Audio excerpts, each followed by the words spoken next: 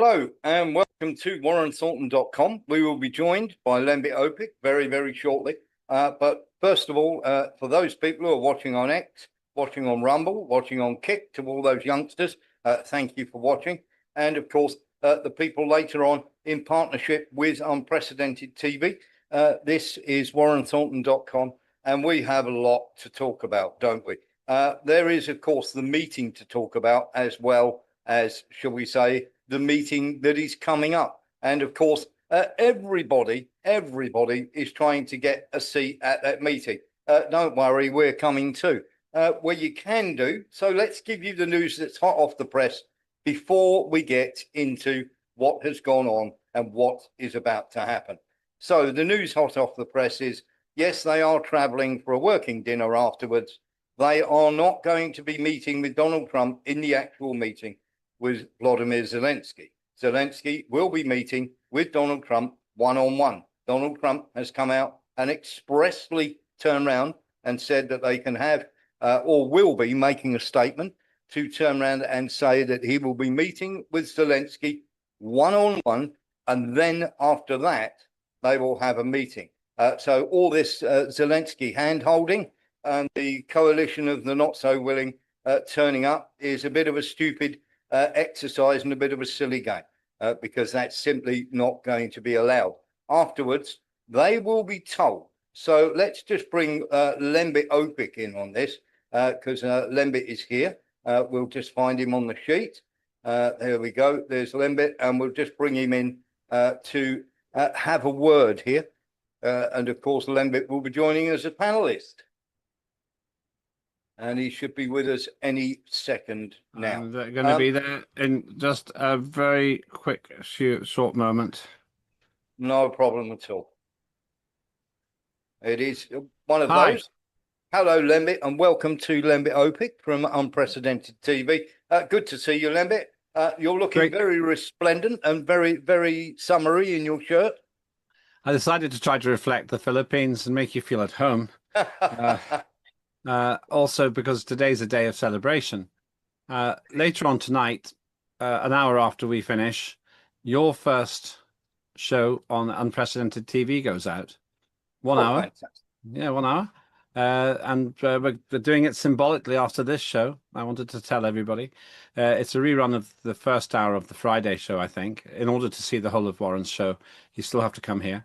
And obviously, half of it's on a paywall, which is as it should be.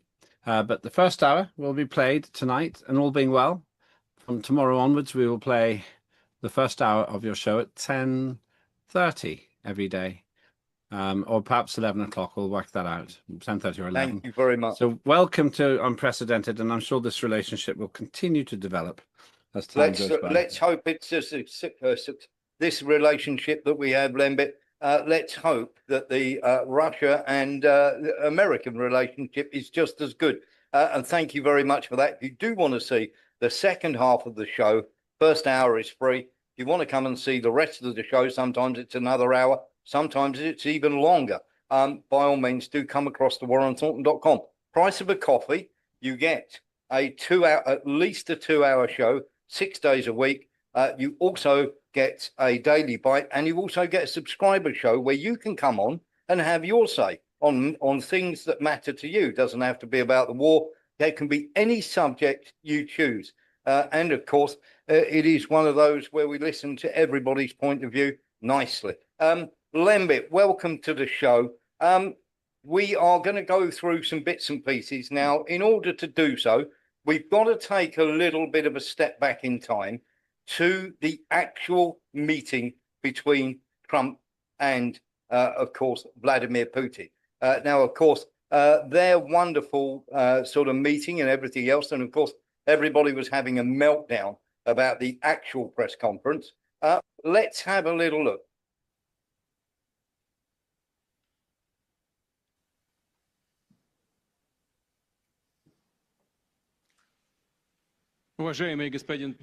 Mr. President, ladies and gentlemen, our negotiations have been held in a constructive atmosphere of mutual respect.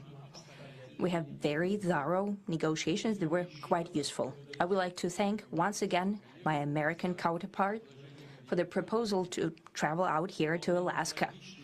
It only makes sense that we've met here, because our countries, though separated by the oceans, are close neighbors. So when we've met, when I came out of the plane and I've said, "Good afternoon, dear neighbor. Very good to see you. In good health and to see you alive." I think that is very neighborly. And I think that's some kind words that we can say to each other. We're separated by the Strait of Bering, though there are 2 islands only between the Russian island and the US island. They're only 4 kilometers apart. We're close neighbors, and it's a fact. It's also important that Alaska has to do with our common heritage, common history between Russia and the US, and many positive events have to do with that territory. Still, there is tremendous cultural heritage back from the Russian America. For example, Orthodox churches and a lot of more than 700 geographical names of Russian origin. During the Second World War, it was here in Alaska that was the origin of the legendary air bridge for the supply of military aircraft and other equipment under the Lend-Lease program. It was a dangerous and treacherous route over the vast emptiness of ice. However, the pilots of both countries did everything to bring closer the victory. They risked their lives and they gave it all for the common victory. I was just in the city of Magadan in Russia, and there is a memorial there dedicated to the Russian and the US pilots. And there are 2 flags, the US flag and the Russian flag. And I know that here as well, there is such a memorial. There is a military burial place several kilometers away from here. The Soviet pilots are buried there who died during that dangerous mission. We're thankful to the citizens and the government of the US for carefully taking care of their memory. I think that's very worthy and noble. We'll always remember other historical examples when our countries defeated common enemies together in the spirit of battle camaraderie and allyship that supported each other and facilitated each other. I'm sure that this heritage will help us rebuild and foster mutually beneficial and equal ties at this new stage, even during the hardest conditions. It is known that there have been no summits between Russia and the US for 4 years, and that's a long time. This time was very hard for bilateral relations, and let's be frank, they've fallen to the lowest point since the Cold War. I think that's not benefiting our countries and the world as a whole. It is apparent that sooner or later we had to amend the situation to move on from the confrontation to dialogue. And in this case, a personal meeting between the heads of state has been long overdue, naturally under the condition of serious and painstaking work, and this work has been done in general. Me and President Trump have very good direct contact. We've spoken multiple times. We spoke frankly on the phone. And Special Envoy of the President, Mr. Witkoff, traveled out to Russia several times.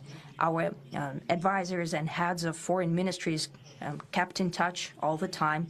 And you know fully well that one of the central issues was the situation around Ukraine. We see the strive of the administration and President Trump personally to help facilitate the resolution of the Ukrainian conflict. And his strive to get to the crux of the matter, to understand this history, is precious.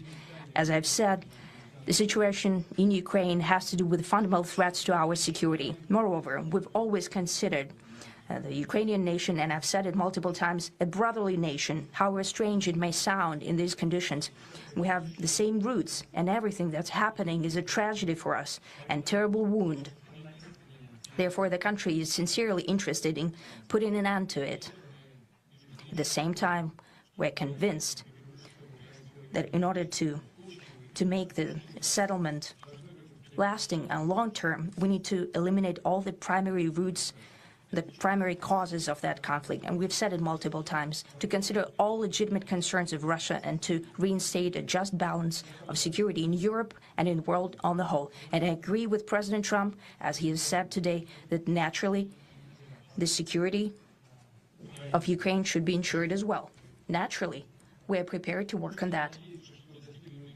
I would like to hope that the agreement that we've reached together will help us bring closer that goal and will pave the path towards peace in Ukraine. We expect that Kiev and European capitals will perceive that constructively and that they won't throw a wrench in the works. They will not make any attempts to use some backroom dealings to conduct provocations to torpedo the nascent progress. Incidentally, when the new administration came to power, bilateral trade started to grow. It's still very symbolic. Still, we have a growth of 20%. As I've said, we have a lot of dimensions for joint work. It is clear that the U.S. and Russian investment and business cooperation has tremendous potential. Russia and the U.S. can offer each other so much in trade, digital, high-tech, and in space exploration. We see that Arctic cooperation is also very possible, and our international context, for example, between the Far East of Russia and the West Coast of the U.S. Overall, it's very important for our countries to turn the page, to go back to cooperation. It is symbolic that not far away from here, at the border between Russia and the U.S., there was a so-called international date line. I think you can step over, literally, from yesterday into tomorrow. And I hope we'll succeed in that, in political sphere. I would like to thank President Trump for our joint work, for the well-wishing and trustworthy tone of our conversation. It's important that both sides are result-oriented, and we see that the President of the U.S. has a very clear idea of what he would like to achieve. He sincerely cares about prosperity of his nation. Still, he understands that Russia has its own national interests. I expect that today's agreements will be the starting point, not only for the solution of the Ukrainian issue, but also will help us bring back business-like and pragmatic relations between Russia and the U.S. And in the end, I would like to add one more thing. I'd like to remind you that in 2022, during the last contact with the previous administration, I tried to convince my previous American colleague that the situation should not be brought to the point of no return when it would come to hostilities. And I said it quite directly back then, that it's a big mistake. Today, when President Trump saying that if he was the president back then, there will be no war. And I'm quite sure that it would indeed be so. I can confirm that. I think that overall, me and President Trump have built a very good, business-like and trustworthy contact. And I have every reason to believe that moving down this path, we can come, and the sooner the better, to the end of the conflict in Ukraine. Thank you. Thank you. Well, thank you very much, Mr. President. That was very profound. And I will say that I believe we had a very productive meeting. There were many, many points that we agreed on, most of them, I would say, a couple of big ones that we haven't quite gotten there, but we've made some headway. So there's no deal until there's a deal. I will call up NATO in a little while. I will call up the various people that I think are appropriate, and I'll, of course, call up President Zelensky and tell him about today's meeting. It's ultimately up to them. They're going to have to agree with what Marco and Steve and some of the great people from the Trump administration who've come here, Scott and John Radcliffe, thank you very much. But we have some of our really great leaders. They've been doing a phenomenal job.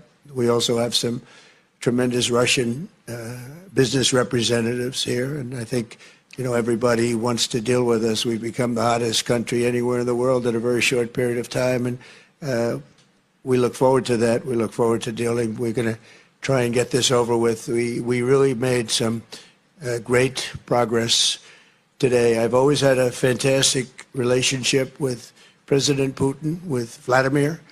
We had many tough meetings, good meetings. We were interfered with by the Russia hoax. That made it a little bit tougher to deal with, but he understood it. I think he's probably seen things like that during the course of his career. He's seen He's seen it all, but we had to put up with the Russia hoax. He knew it was a hoax, and I knew it was a hoax, but what was done was very criminal. But it made it harder for us to deal as a country in terms of the business and all of the things that we'd like to have dealt with. But we'll have a good chance when this is over. So just to put it very quickly, I'm going to start making a few phone calls and tell them what happened. But we had an extremely productive meeting, and many points were agreed to. There are just a very few that are left. Some are not that significant. One is probably the most significant, but we have a very good chance of getting there. We didn't get there, but we have a very good chance of getting there. I would like to thank President Putin and his entire team, who I know in many cases, other than that, whose faces I get to see all the time in the newspapers. You're almost as famous as the boss, but especially this one right over here. But we had some good meetings over the years, right? Good, productive meetings over the years, and we hope to have that in the future. But let's do the most productive one right now. We're going to stop really 5, 6, 7,000, thousands of people a week from being killed, and President Putin wants to see that as much as I do. So, again, Mr. President, I'd like to thank you very much, and we'll speak to you very soon and probably see you again very soon. Thank you very much, Vladimir. Next time in Moscow. Oh, that's an interesting one. I don't know. I'll get a little heat on that one, but I could see it possibly happening. Thank you very much, Vladimir. And thank you all. Thank you. Thank you. Thank you so much.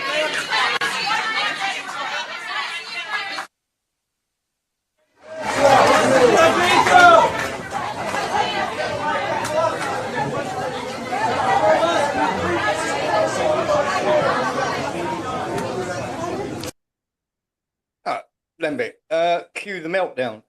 What was your takeaway, first of all, from the meeting that they had and the speeches that they made? Right. I wasn't there for the meeting that they had, so I'll say that it was. I know it surprises you, but I wasn't there, man.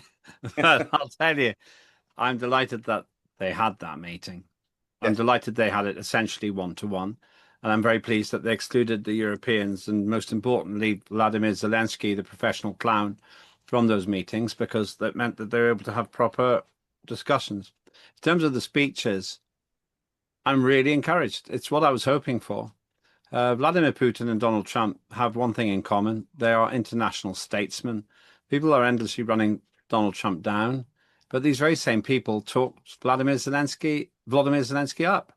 It just shows they have no sense of judgment at all.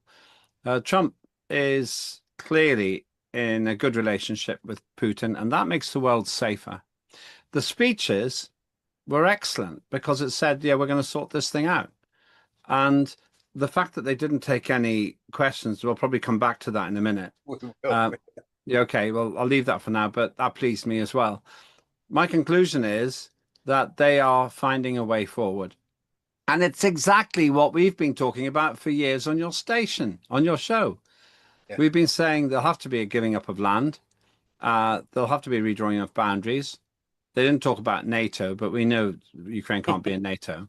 And these security assurances, they're just words. The security assurance is that if you actually fulfill the criteria that Vladimir Putin has set for over a decade, then he's got no reason to attack. And so putting all that together, I am really optimistic that we are close to a deal. Yes. And if we put the noise aside for 1 second, because there's an awful lot of noise, of course, I feel the same. What I was pleased to see, Lindsey Graham left at home. Keith Kellogg is now quite clearly sidelined, Lembit, and rather than war, they definitely seem to be heading towards jaw. Would you conclude? Yeah, I would. 4 pieces of evidence for it. The meeting took place in the first instance. That's absolutely vital. The second thing is that they had 3+3. We're pretty much being told who's the core team there for Trump. And it's a much more benign team on Trump's side. And the wonderful, super impressive Sergei Lavrov, one of the finest international politicians in the world, slightly better even than our own David Lammy. Just in case you're tired, folks, I'm being ironic there. So the three top teams were there. Thirdly, that Putin pressed all the right buttons and pointed out a geographical reality. Russia and America are actually neighbors. It's remarkable to remember that. And of course, Russia actually sold Alaska to America. And so I thought that he struck the right note there. And the fourth thing is there was a public display of mutual respect. Despite all the bleating from others, which we'll come to later, they get on. And that makes it really a lot better world. All we need is Xi Jinping in that triumvirate. And I would say it will be peace in our time for now. Yeah, I think you're absolutely right. Louis Bastos was waiting to talk, then Mark Breckle. But before we do that, we're going to show you a little something where they did get on, because everybody got bent out of shape about Lavrov wearing a CCCP sweater. Now, Lavrov was not going to a meeting when he was wearing that. He was wearing casual wear. He wasn't in a meeting. When he does turn up, he turns up in a suit, unlike some, should we say, leaders that do not. You mean, let's just spell it out. Vladimir Zelensky is a sartorial disgrace, and he totally disrespects, for example, the status of Donald Trump by turning up looking awful, looking ridiculous in the Oval Office, whereas Lavrov knows how to dress. Yes, and just before they decided to have, let's have a little look. This was recorded by a Russian journalist. Секунды до официального начала встречи. И вдруг, судя по всему, Марко Рубио говорит об одежде Сергея Лаврова.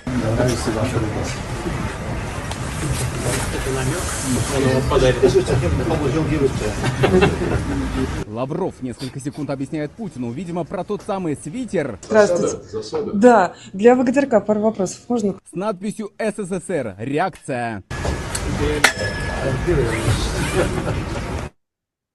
So there we go. Just actually making a full joke about the sweater. Literally, the first person who had their hand up was Louis Bastos, and then we'll have Mark Breckle. I'm just very afraid that these people from the world, this gang from Europe is just gonna somehow twist Trump's head and change everything around. That's my biggest worry, because they're having so many meetings. Europe, von der Leyen and Starmer, and these monkeys are having so many meetings at the moment. The BBC is full of it all the time. Macron, Zelensky, and all these people.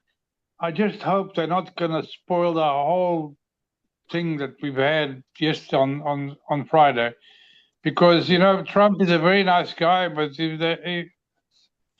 numbers count, and if these people come in like hyenas, I don't know what's going to happen really. Well, but I really hope that Trump and Putin stick to the guns from Friday and take Zelensky in alone, and then the other guys can talk over dinner if they want dinner. I personally wouldn't invite anybody to dinner apart from Zelensky. Nobody else. That's my opinion. I wouldn't even give dinner to Zelensky, to be honest with you. But there we go. Mark Breckle. I think he would eat with his fingers rather than a knife and fork. Mark Breckle. Well, again, Putin is so educated on the world. Everything he says, he does his research, his history, and on everything. And it wasn't a body double like some people were saying. don't go down the conspiracy path. That's complete nonsense. Yeah, that's true. But he went to lay flowers, and he said, "Spasibo Bolshaya," which is a big thank you to the Orthodox priest, obviously for attending the war memorial graves. He always spends time to, on the little things. And by the way, the CCCP tops are actually selling like hotcakes. They're one of the biggest merchandising products at the moment. So Lavrov has done a very good thing there, putting that sweater on. Yeah. JD, you were literally next in line. JD? Hello, good evening, Warren. Good evening. But what I was going to mention was about my favorite pet hate, Ursula von der Leyen, and self-inviting herself to the conference. Yeah. She is actually a servant of the European Union. She is not an elected leader. She's a Yes. selected leader. We Yes. want her out. She shouldn't. Trump should turn around and just say, I'm talking to leaders of the countries. You are the head of the civil service there. Just get back. Yeah, exactly. She's just plonking herself in. Seriously, something should be done about that. It's Anyway. it's sort of like the party crasher, isn't it? And the trouble is, what we've got is a woman who was chewed up and spat out in Scotland by obviously Donald Trump, and probably secured the worst deal any European leaders ever. And let's not forget, most of these people are in the European Union that are not in their countries, but are in the European Union. They've all failed at government, so it's almost like a halfway house for has-beens, really, when it comes to the European Union. To be honest with you, it is one of those. Here you go. Here's the the memorial home for the failures. Sean Murphy, and then we'll go to Lembit. Well, I suppose if Keir Starmer turns up in Washington for the dinner, Lammy will self-invite himself. He probably will, yes, but I don't think just for the dinner, not the talk, not the meeting, just the dinner. He's not going to be allowed to come along. There'll be no food for anybody else. That's an absolute guarantee. We have to. You and I, we're old sweats at this, Lembit. Let's discuss then first the security guarantees, because the coalition of the clueless, or the willing, as they call it, has a meeting, and when it came to putting troops into Ukraine, every single one of them said no. And my take on this, Lembit, and I want to get your idea on it, is if they were actually there was going to be proper security guarantees, as you stated earlier, if they behave themselves, if the Ukrainians behave themselves, there's no need for any security guarantees because Russia won't attack. And the second thing being, that if the Russians are not going to allow any NATO troops in there. If they were going to make any security guarantees to Ukraine, they would have already done it, but they won't do it without the Americans getting in there. What's your take? Because all this nonsense about security guarantees, Lembit, is a complete red herring for me. Taking a step back, the CCCP sweatshirt may have been Lavrov having a bit of fun on the plane. You may know that they were also served chicken in Kiev in the flight. They were, yes. Yeah.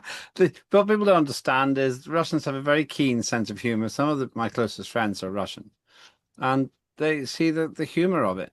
One of them, I said to him recently, he was in Moscow. I said, "Oh, it must be terrible over there." This is when they kept talking about drone attacks. He said, "Yeah, it is. The traffic is absolutely awful." And that's how they think. And you need to understand that. The Russians have a right sense of humor. And the ridiculous, monosyllabic, one-dimensional British media and Western media and politicians, they don't understand it. They take it all seriously. That's the same mistake they make with Trump. In terms of the coalition of the witless, it's dead. It never was a goer. The corporate literature of the willing was Keir Starmer's attempt to look relevant on the international stage. He just made himself look like a fool. Remember also, he's hitched his wagon to the wrong horses. Ursula von der Leyen, for crying out loud. As you say, a failed politician with very, very difficult things ahead because of what may have looked like very bad behavior by her, potentially criminal behavior through the vaccine scandal, in my view. Yes. Mark Rutte, one of the weirdest people I've ever seen in a press conference, really, really weird and unsettling. And all the others, won't list them all, but they're not going to do anything. In terms of the security guarantee is just as you and I have both said. If the West actually starts keeping its promises, you don't need a security guarantee that involves troops because Putin doesn't need to attack anybody. This is why I'm so disgusted by the paucity of reporting now, because they don't seem to understand it's not complicated. No NATO for Ukraine, no Nazification in Ukraine. It shouldn't be too hard to agree. That should be pretty straightforward, as far as I can see. And then the third one, in my view, which is perhaps most important, is a demilitarization of the situation. Well, of course he wants that, because he doesn't want to have NATO through the back door. And since Zelensky has bankrupted his country, all the West has to promise is not to keep sending weapons, which in large part are simply fueling the international arms trade, illegal international arms trade. So the requests, the bleating media go on about it. The requests are always going to be the same because Putin's not a fool. He's not an idiot. But the coalition of the witless is populated by fools. Yes, I think you're absolutely right there. Let's get into that a little bit then, because it was a weird thing. And of course, they had a meeting with the EU. Now, I've got to give literally Besson his chops here, because so that's dealt with that. But let's deal with the sanctions now, because they were asking for the sanctions, and Besson literally came out and told them, we're not doing the sanctions, or if you want to do the sanctions, you do them. Don't put it on us to put those sanctions on. Now, Trump has very, very carefully and very cleverly waited until the recess. So, of course, there isn't a lot of blowback from Lindsey Graham and people like that, and trying to scupper, didn't try to scupper the meeting. But he was also able to row back on the secondary sanctions, because now that he's not putting them on, it's not going to upset China and India. There's not going to be any problems there. And of course, as Trump turned around and said, there's no point putting these sanctions on, because of course, we're now talking. So he very successfully extricated himself from that when the sanctions were meant to be today, of all things. And he's extradited himself from that promise by literally going, well, we don't need the sanctions now. You want to put sanctions on, you go ahead and do it, but we're not joining in. We'll have Lembit's view on this, and then we'll speak to Mark Chamberlain. Lembit. I'm pleased and not surprised that Donald Trump found a way through. Donald Trump and Putin talk on the phone all the time. I get the feeling that they'd be quite good on Gogglebox together, because they have a good and an easy exchange. You could see the warmth between them, to the chagrin of these one-dimensional, warmongering morons who want it all to be there. And as a result of that, Trump and Putin can talk honestly. It's not like a game of brinkmanship. I would say Trump and Putin will have both said, okay, how do we get out of this mess? Biden's mess. And Putin said, yeah, it's really frustrating. I'm really angry with what's happened here. And Trump will have said, I don't blame you. Okay, so what can we do to sort this mess out? That's how it will have been. And Putin will say, well, you know the three things. And Trump will say, I do. And he said the ceasefire thing is just a way to rearm Ukraine. Yes, I know. So let's just get going from here. Do you want to come to Moscow? Yes, I do. But I'll get heat for it. Now, here's the thing, and we'll go to Mark Chamberlain in 2 seconds. Here's the thing before I go to Mark Chamberlain. Do come to Moscow next time. I'll get heat for it. My question would be, why? Mark Chamberlain, you wanted to make a point, buddy? Yeah. This meeting in Washington, D.C. for Zelensky and others, shall we say, isn't D.C. under National Guard at the moment? It is, yeah. Yep. Yeah, they've got the National Guard in there at the moment. So why is the National Guard there? It's a state of emergency, isn't it? Basically, it's to retake the capital because there's been so much violence and rioting and everything else. So Trump is basically making a point on the home front and going, you're not going to misbehave, because if you do. And of course, the idiots have come out, and there is a saying, isn't there? FAFO, it's faff around and find out. And of course, quite a few people already have, and have been arrested pretty smartly. So I think you've been euphemistic. I think you've been a bit euphemistic there, but I'm glad you have, considering we'll rebroadcast this on my platform.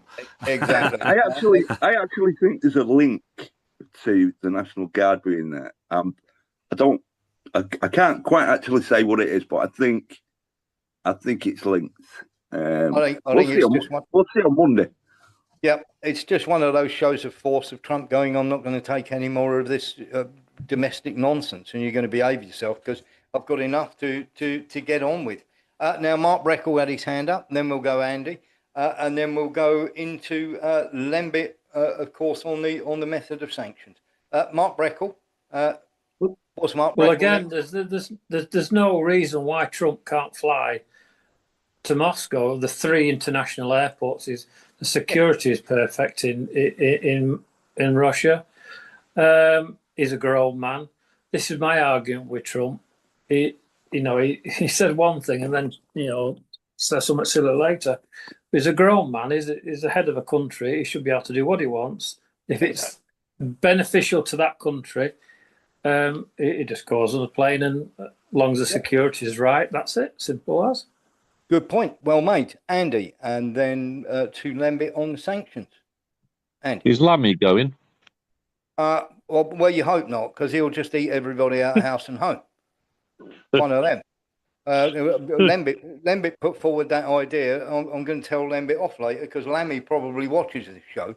Oh, probably he's not intelligent enough to do that, to be honest. But Lammy probably watches this show, and now he'll take Lembit's advice and he'll be on the plane, thinking there's 3 courses here.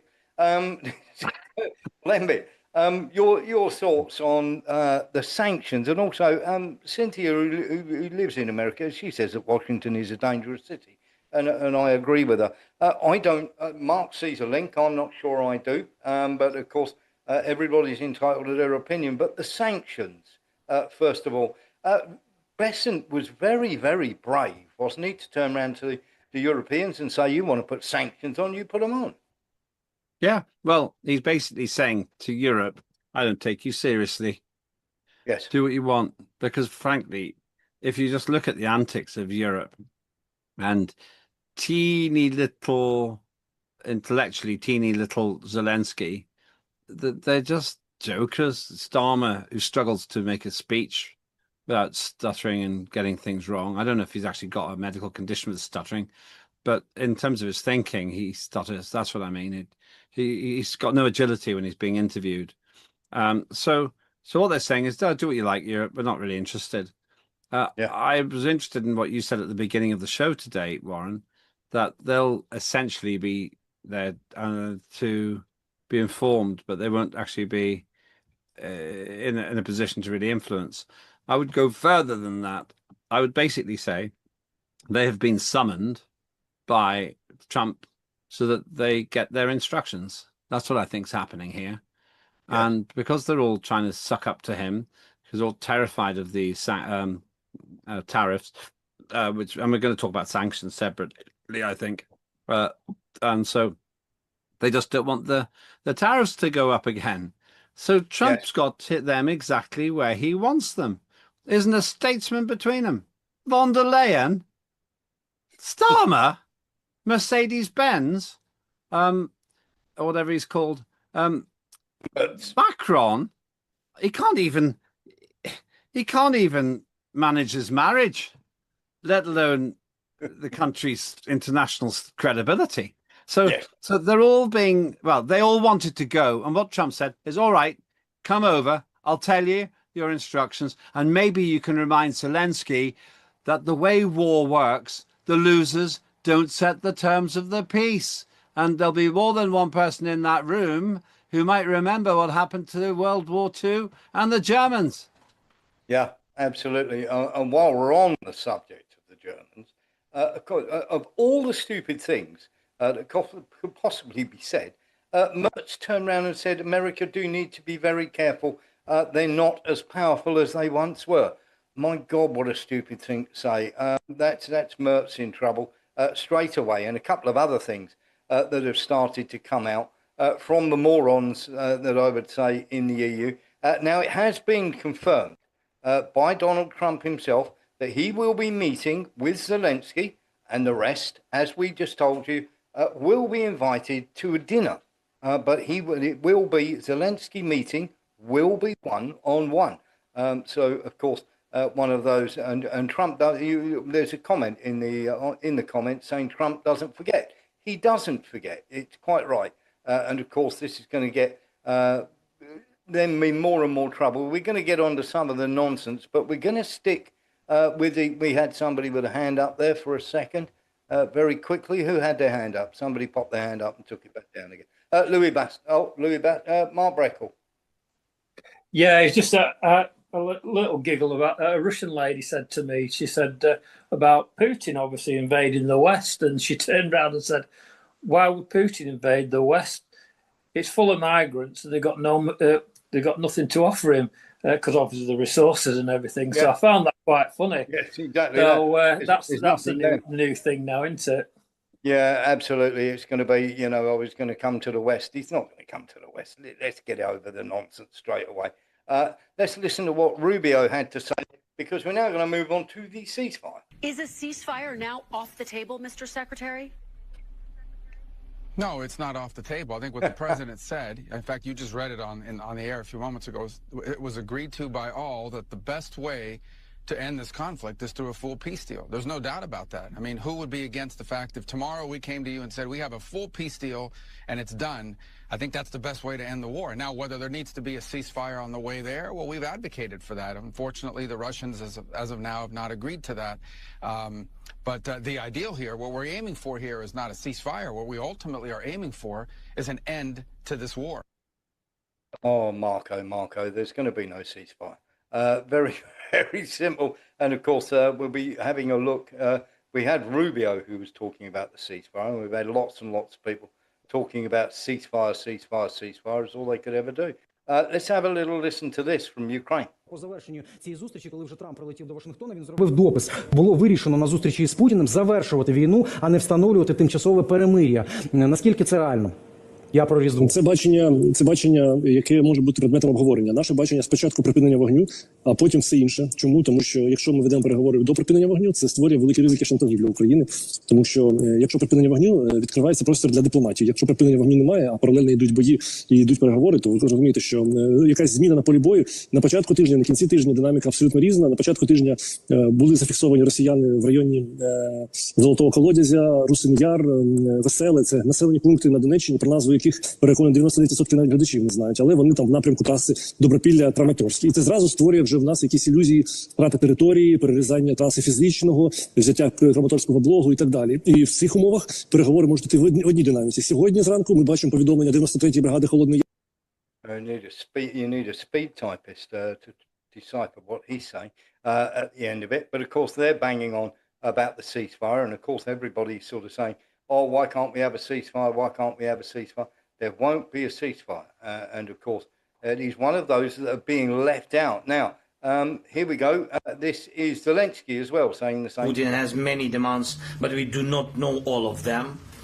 And if there are really as many as we heard, then it will take time to go through them all. It's impossible to do this under the pressure of weapons. So it's necessary to cease fire and work quickly on a final deal. We'll talk about it in Washington. Putin does not want to stop the killing, but he must do it. Now, very, very simply, before we go to Mark Breckle, the Russians have always turned around and said there is no ceasefire. There's no difference in that. And of course, everybody's talking about this. Now, let's be absolutely clear here. World War I, World War II. They signed the peace deal, then there was the ceasefire. That's how it works. Nobody ever has a ceasefire before because we've had two, and the Ukrainians have broken both of them. Of course, the Western media, we'll get onto the Western media in a minute, have lied through their teeth. Lembit, there was never going to be a ceasefire, so why on earth are they still banging on about it? I mean, it is quite, this, as far as the Russians are concerned, they will just rearm and they'll have another go. I mean, makes absolutely no sense whatsoever under any circumstances, if you're winning, to allow a ceasefire. Yeah, they'll just rearm and carry on. Of course, there's an irony in that too, because if they rearm, then they'll carry on losing afterwards. It would give Ukraine enough momentum to carry on retreating. Ceasefire and then a fighting situation again would simply mean Ukraine would lose even more territory. This is the point that the mainstream media and politicians in the West, pretty much the people in that coalition of the witless picture, don't seem to understand. The longer this war goes, the stronger Russia's position will be. It's obvious. It's obvious. Now, as far as the ceasefire is concerned, it is really an irrelevance. Vladimir Zelensky, who knows nothing really about military strategy and tactics, evidenced by his absolutely pathetic performance as the de facto commander-in-chief of Ukraine. He wants a ceasefire because he thinks it's a good thing, because then he can rock up with more weapons. But Putin is smart, Trump's smart. It's just window dressing nonsense. And as you said yourself, what's the point of having a ceasefire if we can get the full deal? Yeah, absolutely. Ceasefire completely pointless. Mark Breckle, very quickly. Well, again, Putin is very clever. He knows his history. He knows about 1920 after the Tsars. He knows about Yalta, Second World War. And the only thing he went into this war was to save the Donbass, Lugansk and Donetsk. And that's as far as I'm saying about that at the moment, because obviously I'm not a fortune teller, and I don't know what's going to happen with Kharkiv or the rest. No, let's see what happens. What I am going to do now is I'm going to play you this. I don't know whether everybody saw this, but it was a magnificent one of the great Freudian slips.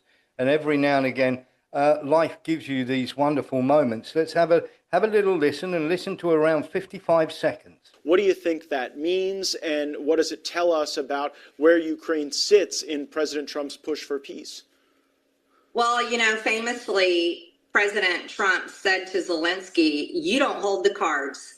And I think that is the truest statement there is, because Zelensky can't stand on his own feet. And unfortunately for the Ukrainian people, they have a dictator, because he canceled elections in their country, took away free speech, took away freedom of religion, punished Christian churches, punished journalists, took away the freedom of press. So, anyone that thinks that they're fighting for democracy in Ukraine, absolutely not. That's a dictatorship. And so I think the reality is that Zelensky launched that massive drone attack on Russia right before this meeting, because he's doing everything he can to prolong the war, because as long as the war is going on, he still maintains his grip on power. And there we are. Thank you very much, Marjorie Taylor Greene. Very good. Absolutely spot on. Hilarious. Life gives you these moments, of course. Yeah. It is one of those where we sort of looked at that and went, whoa. Sean Murphy.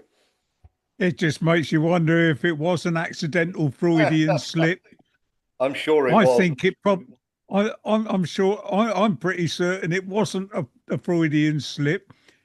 I think she just made it seem like that. Yeah, absolutely. Whichever it was, though, Lembit, one of those rare moments where you could sort of look at that and chuckle, Lembit. I've never heard anyone make that particular mistake before. And it would suggest to me that she believes there is a different association between Zelensky and powder.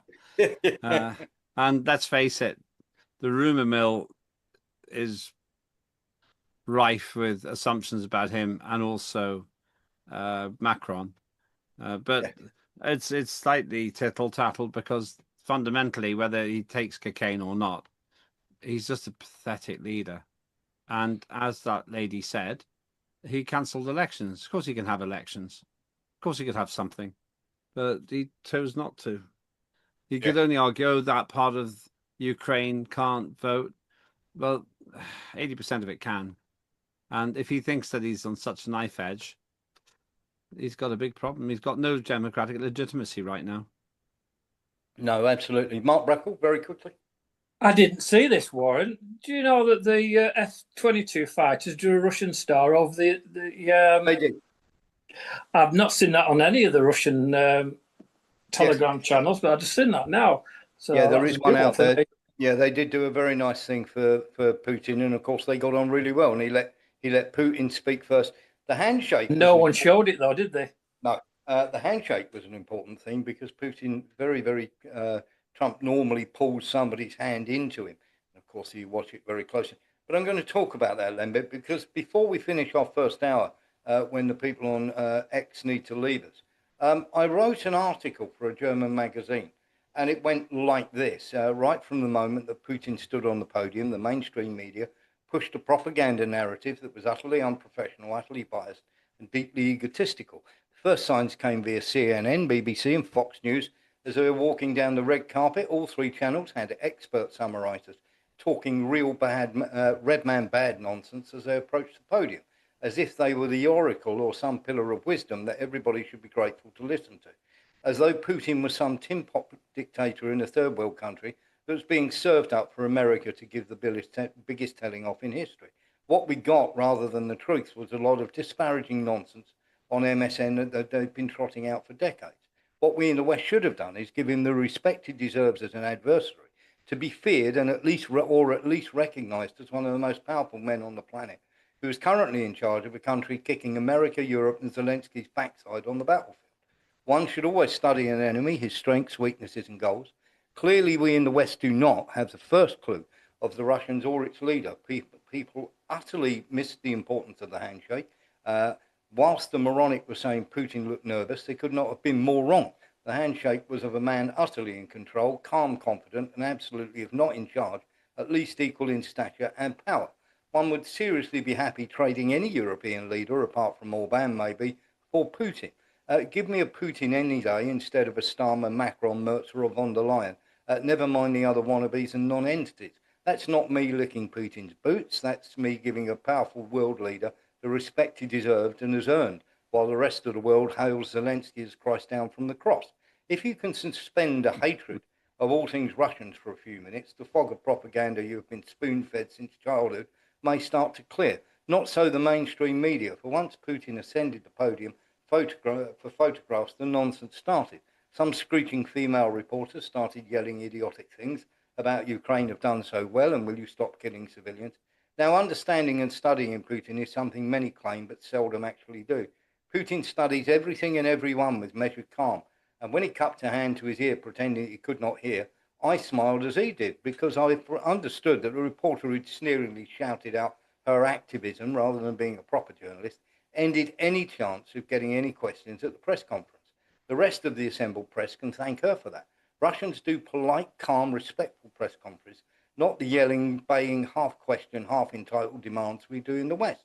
Put your hand up, get selected, ask a question, not make a statement that you can brag about to your flunky mates in the bar afterwards. It was at that moment Putin smiled. We knew he had heard her, and in a flash decided there was no talking or reasoning with these people. If you do not understand that, then you're one of them. Within seconds of Putin speaking at the press conference, we knew it was no deal on a ceasefire. Putin, as always, was gracious, kind and indulged in the art of diplomacy. The Americans came with many ideas of their own, their thoughts, their ideas, as per usual, stating that it was a good meeting and they agreed on many things. Once again, you have to listen to the Russians. The terms they laid out long ago will only get harsher as Ukraine and its men fall further into the abyss. We agree on many things. America overthrew democratically elected government of Ukraine, pushed for NATO inclusion, tried to use sanctions to cripple Russia, or being soundly beaten on the killing fields of Ukraine could have been some things they agreed on. There were no specifics discussed that they said in the meeting. That the killing has to stop, sure, everybody can agree on that. Now, literally, when it came to this, the utter propaganda nonsense that comes out is disgraceful. In this war between America and Russia, everybody on the European Union is begging for a seat at the table. And of course, the half-wits of Europe are contemplating a Ukrainian substitution. That will be as ineffective as the head clown. Now, when it comes to killing Ukrainians, the idiots, the neocons in Europe don't see sense. And of course, when it comes to Ukraine killing Ukrainians, they're effective at doing it as Russians are. Those with Ukrainian flags in their bios shouting Slava Ukraine are just as guilty as the rabid dogs of the mainstream media. The media are meant to hold mad governments to account, not indulge in fantasy and name calling. My profession, like Ukraine, are morally bankrupt and utterly corrupted. Our job is to tell the truth. People may hate us for doing it. So be it. Lembit, your thoughts? Very eloquently put. I'm very impressed. And erudite as always, Warren. It gives me three thoughts. One is that the mainstream media were an abysmal disgrace. The endless bleating all night long about the fact that wasn't a press conference because they didn't get to ask questions indicates the fact that they literally didn't understand what was going on. Secondly, this calling out of questions, it was just the kind of thing you'd expect in a schoolboy slagging match in a playground. And they had no obligation to talk to the media. Somebody from the BBC said, we came halfway around the world, we didn't get to ask a question, basically. Why would you? You've misreported this thing from the beginning. Why would you? You're meant to report the news. You don't make the news. You're nothing when it comes to international politics. So I think we saw a case study in hubris there. And the third and final thing I'd say is that's one reason why it's so important that you and I do these broadcasts, because we actually give respect where respect is due. We don't always get everything right, but we recognize that Putin is a tremendously successful leader, that Trump has a very good relationship with Putin, and that neither of them have anything to prove to anybody in the bankrupt Western media whatsoever. You get much better coverage, I think, in the social networks these days, and the Russian reportage as well, who can tell a joke and recognize it as one, and who can see that the Western media is a joke. Yeah, absolutely. We've even got this from Sky News. Would you believe this from Stacey Eldridge? Russian President Vladimir Putin reportedly falls downstairs, soils himself amid growing concern after rapidly declining health. There was the 350 heart attacks. And just before we bring Sean Murphy and very annoyed Lembit back in here, we are going to have a little look at something that we saw was quite nonsense. We had some nonsense word salad, of course, from various people, but GB News coming out with quite ridiculous stuff here. What's your answer? I mean, where is all this information coming from, and how accurate may it or may it not be? Good morning. Yes, it's deliberately leaked out there, almost to test public opinion. We're all coming to terms with what happened in Alaska. We saw Europe's arch enemy, effectively, being courted by Europe's closest ally, and we're still coming to terms with that. This is a massive reality check. And you just discussing there what could be in that deal. It certainly will not be in Ukraine's interest to hand over any land, but that is what is on the table. This is this Trump-Putin pact, and it's very, very dangerous indeed. And it's not surprising that European allies, a coalition of the willing, are now coming together to say, if America is dialing back after putting this deal on the table, remembering that they will have no participation in supporting security and making it work afterwards, then Europe's left to pick up the pieces. And we all know something that America and Trump doesn't fully appreciate, that this is much, much more than about Ukraine. This is about Putin pushing forward his adventurism, wanting to expand into the old former Soviet Union terrain. This is very dangerous for Europe. And that is now what we now need to come to terms with. Do you think that Trump has... We know he sways from one position to another on this quite considerably, because we've seen it over the last few months. Has one meeting with Putin swayed him that much, do you think? I think that's a really important question. But from where I now see it, sadly, I think Trump knows exactly what he's doing. Everybody has said, my goodness, look at this. We rolled out the red carpet for a war criminal. How could we possibly do that? Giving airtime on the international stage to somebody who's actually taken Europe to war, the first time on this scale since the Second World War. But Trump knows exactly what he's doing. He realizes that there probably wasn't a deal to be had. He made those promises. So he's offered an opportunity to say, I'm going to knock heads together. I'm going to put a deal on the table. And if it doesn't work, I can walk away. I'm done. I'm out of here. I'm just going to do my own thing. And that might even involve doing mineral deals with Russia, with our adversary. So much as we all think Putin was the winner at Alaska, I think Trump's known for a long time. Remember what he told Zelensky months ago? You don't hold the cards. You don't hold the cards. So I think Trump is being much more wily about this than perhaps the initial analysis after Alaska gave him credit for. And we're told, aren't we, that he had a conversation, quite a long conversation, we're told, with President Zelensky whilst he was on the plane back from Alaska, and then extended the invitation to meet with him on Monday. Why would Zelensky agree to that if it is indeed the deal that's going to be put before him, a sort of total Putin land grab? Quite unbelievable. Sean Murphy, then Lembit, and then we'll talk about the second half of the show. Sean Murphy. Well, my first point, Warren, Tobias Ellwood, he was particularly useless as a Secretary of State for Defence when the Tories were in government. Anything he says has got no relevance whatsoever. So I don't know why these news channels get these people on to commentate on something they know nothing about. Yeah. The other thing was, Lembit was mentioning about the press getting really upset because they didn't get any questions in. Well, who invited the BBC there? Who invited all the press? Nobody invited them. They invited themselves. Yeah. There was no reason for them to be there.